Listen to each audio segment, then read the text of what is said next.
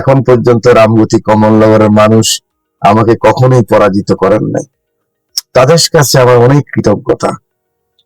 তাদের কাছে আমার জন্ম আজন্মের ঋণ। এই কারণেই বাংলাদেশের মানুষ আমাকে এখন চেনে। প্রিয় দর্শক, আমরা এসেছি লক্ষ্মীপুর রামগতিতে। আজকে আমরা আলাপ করব লক্ষ্মীপুর সংসদ ও জনগণ। আমাদের সাথে আছেন বাংলাদেশ জাতীয় সংসদের মাননীয় হুইপ, বাংলাদেশ জাতীয়তাবাদী দল বিএনপি, বাংলাদেশ জনগণের কাছে ইতিমধ্যে উপাধি পাওয়া সুপ্রিম লিডার, লক্ষ্মীপুরের মানুষের আস্থা ও ভালোবাসার নাম জনাব ABM আশরাফুদ্দিন মিজান। আপনাকে বীর চট্টলা টিভির পক্ষ থেকে শুভেচ্ছা ও মোবারকবাদ। আপনি কেমন আছেন? আপনাকে ধন্যবাদ। আলহামদুলিল্লাহ। 1972 এর সংবিধানে বলা আছে, রাষ্ট্রের মূলনীতি হবে মানুষের অর্থনৈতিক মুক্তি। লক্ষ্মীপুরের সেই জেলে যে রাত জেগে মাছ ধরে, তার ঘরে সেই মুক্তি কবে পুষাবে? হুইপ এবং জনগণের প্রতিনিধি হিসেবে আপনার ভূমিকা কি? আপনাকে ধন্যবাদ। প্রথমে হলো যে আমি আপনার মাধ্যমে দেশবাসীকে জানাতে চাই, আমি একটু প্রচার বিমুখ মানুষ, কিন্তু আপনি কমলনগরের ছেলে, আমার রামগতির বাড়িতে আপনি চলে এসেছেন, অতএব আপনার সাথে দুটি কথা তো বলতেই হবে। আপনি আমার ভোটারও, আপনার সাথে কথা না বলে আমার উপায় নেই। তো আপনাকে ধন্যবাদ, আপনি এত দূর থেকে এসেছেন, চট্টগ্রাম থেকে এসেছেন। আমি যেটা বলতে চাই, এই আমাদের প্রথম হলো, আমি তো সংসদ সদস্য। এই মাটি থেকে, এই মেঘনার পারে একসময় একটা দ্বীপ ছিল, আইল্যান্ড ছিল। এখানে প্রথম 54 সালের যুক্তফ্রন্ট যে নির্বাচন, সে নির্বাচনে বিজয় লাভ করেছিলেন কমিউনিস্ট আন্দোলনের সারা উপমহাদেশের অন্যতম নেতা মরহুম মোহাম্মদ তোহা। তার বাড়ি ওই রামগতিতে, বর্তমান কমলনগর উপজেলা। এখানে জনাব আসিম আব্দুর সাহেব জন্মগ্রহণ করেছেন। এখানে অতীত যশোর সিএসপি বিএনপির কান্ডারি ছিলেন জনাব আব্দুর রব চৌধুরী সাহেব, উনি জন্মগ্রহণ করেছিলেন। এখানে অনেক বড় বড় মানুষ, পাকিস্তান আমলে NSF এর সারা পাকিস্তানের নেতা মরহুম জমির আলী সাহেব এখানে জন্মগ্রহণ করেছেন। এখানে আব্দুল মালিক সাহেব PCS, মোস্তাফিজুর রহমান সাহেব, ওনারা জন্মগ্রহণ, একাডেমিক মানুষ ওনারা। তা আমার সৌভাগ্য হয়েছে এই মাটিতে জন্ম নেওয়ার। এটাই আমার জন্মের বাড়ি। এই ঘরেই, পাশের ঘরেই হয়তো আমি জন্মগ্রহণ করেছি। আমি এই মাটিকে ভালোবাসি, এই মানুষকে ভালোবাসি। এই মানুষকে ভালোবাসার ফলেই আমার কোনো মানে খুবই কম আত্মীয় স্বজন আমার। আমি একদম একা মানুষ ধরতে গেলে। রব্বুল আলামিন আমাকে সাহায্য করেন বলেই আমি রাজনীতি করি। এই মানুষগুলি, এই প্রান্তিক মানুষগুলি দীর্ঘদিন 27 বছর আমি MP আছি, মাঝখানে 10-12 বছর ছিলাম না, কারণ 9 parliament I was the member of the parliament. I was the standing committee chairman at that time.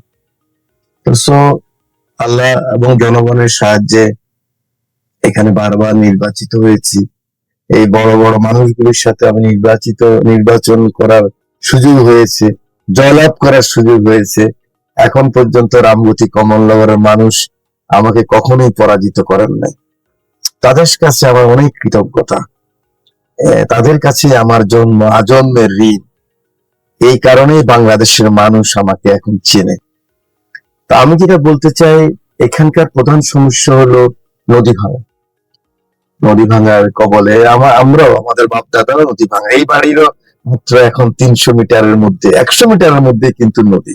এতদিন ভেঙে যাওয়ার কথা ছিল। 5ই আগস্টের পরে মনে হয় পানি প্রকৃতিও আমাদেরকে সাহায্য করতেছে। আগে যেভাবে ভাঙতো এখন আর সেভাবে ভাঙে না। এদিকে নদী ভাঙার যে বাঁধের যে কাজ, সেটা খুব ধীর গতি ছিল। আমরা যখন আসলাম ক্ষমতায়, ধরেন ষষ্ঠ ক্ষমতায়, এখন মাত্র 5 মাস চলছে। মোটামুটি আমরা অর্গানাইজ করার চেষ্টা করতেছি এই মাত্র কাজের। এই যে এত বড় কাজ, রামগতি এবং কমলনগরের 61 কিলোমিটার, তার মধ্যে 31.79 কিলোমিটার হলো বেড়িবাঁধ, কিন্তু এর মাত্র এখন পর্যন্ত 25% হয়েছে, আজকে 6-7 বছর। তারপর চেষ্টা করতেছি অর্গানাইজ করার জন্য। আমাদের জেলেরা আছে, তারা মাছের অবস্থা তো আপনারা বুঝেনই।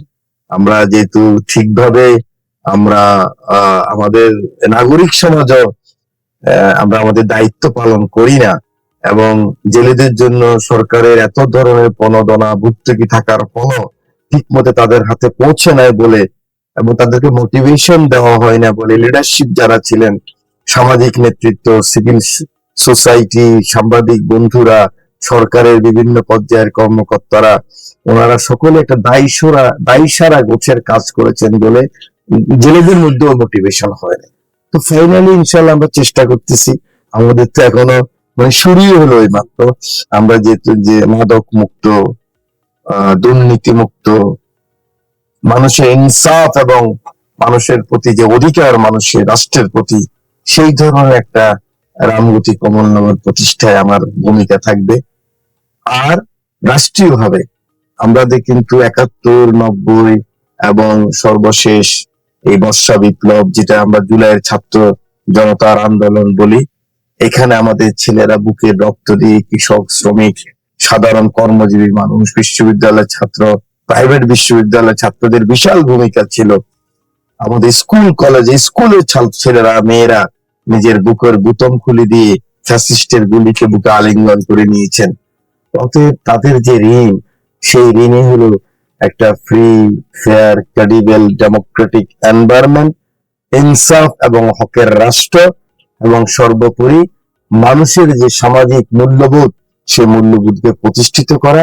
আমার নেতা জনাব তারেক রহমান সেই প্রচেষ্টাই উনি ওনার নিজে এবং রাষ্ট্রের মধ্যে প্রতিফলন ঘটানোর জন্য একটা সেতু বন্ধনের চেষ্টা করতেছে।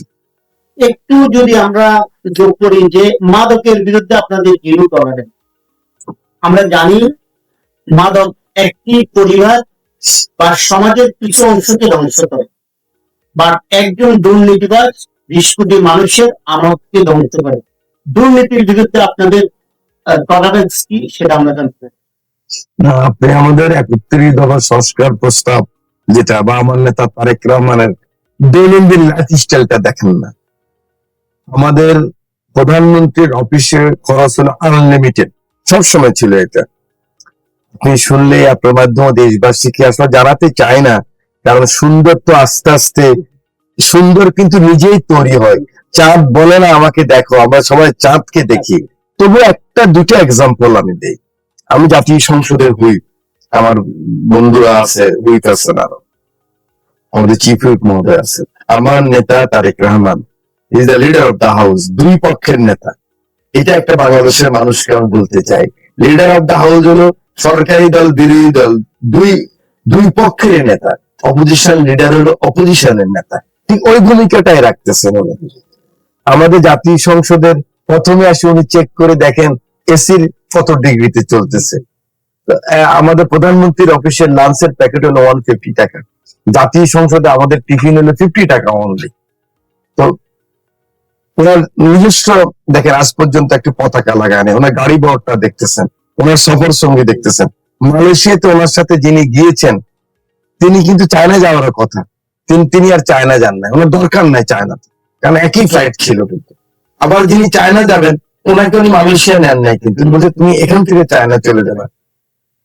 এগুলোটা এই মুহূর্তে মানুষ বুঝতে সময় লাগবে। আমি বিশ্বাস করি শহীদ প্রেসিডেন্ট জিয়াউর রহমানের সন্তান, যিনি সৃজন হয়ে আসছেন লন্ডন থেকে, একটা রাষ্ট্র কিভাবে পরিচালনা করতে হয়, একটা রাষ্ট্র পরিচালনা করতে হলে যিনি নেতৃত্ব দিবেন, তিনি আগে নিজেকে সংশোধন করতে হয়, নিজেকে পরিচালিত করতে হয়, নিজেকে তৈরি করতে হয়।